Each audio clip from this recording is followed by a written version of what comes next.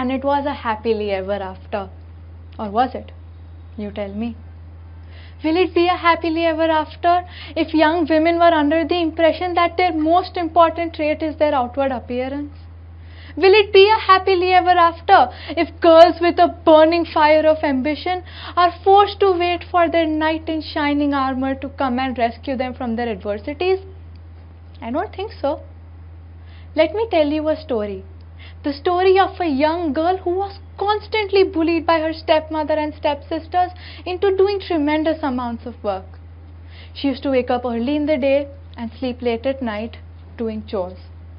She had almost lost all hope that someday her savior would come and rescue her, until she met her fairy godmother, Bibbidi Bobbidi Boo, and the rest is history. This is the tale of a very famous young lady, especially among children, Cinderella. You might be wondering why I am going on and on about a Disney princess. It is because I am going to talk about something so enchanting like fairy tales, which act like gateways to imagination and creativity to young and developing minds, which are a world in a world, which are, let's be real, too good to be true, as they are actually reinforcing misogyny. How, you ask, is exactly what I am going to cover in this talk. Let me give you a more personal, a rather realistic anecdote. This is actually what drove me to pick this topic. This is a conversation that happened between a 4-year-old and her mother, and this is how it went. Dhruvi, you must clean your room. It is extremely messy. No, Mom. Why not? That is because princesses don't work. Notice anything unusual in this? A 4-year-old is refusing to do her chores because somebody got a little too influenced by the kind of content she reads and watches. Children are like sponges.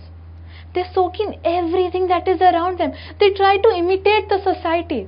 And that is why it is extremely crucial to know what you are exposing them to. Sigmund Freud said that a person's major personality is built in their first 5 to 7 years. Fun fact, most of the people who are usually attracted to these kind of fairy tales belong to this said age group. Now don't get me wrong, I am not saying that there is any harm in being mesmerized by a utopian world where lovely characters like fairy godmothers and menacing characters like witches live in somewhat harmony. But it has been proven that these fairy tales tend to validate women through their submissive beauty standards, and the men are portrayed as active and at times violent. So if I were to be the parent of a girl, the thought of my child being so insecure about her looks would haunt me.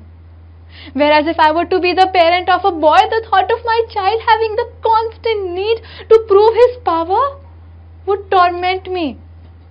What is a nightmare for me, ladies and gentlemen, what is a hypothetical situation for me, is in fact real life for the parents out there. I know many of you seated over here must be wondering that Dhruvi, they are just fairy tales, it is fantasy, why are you making such a big deal out of it?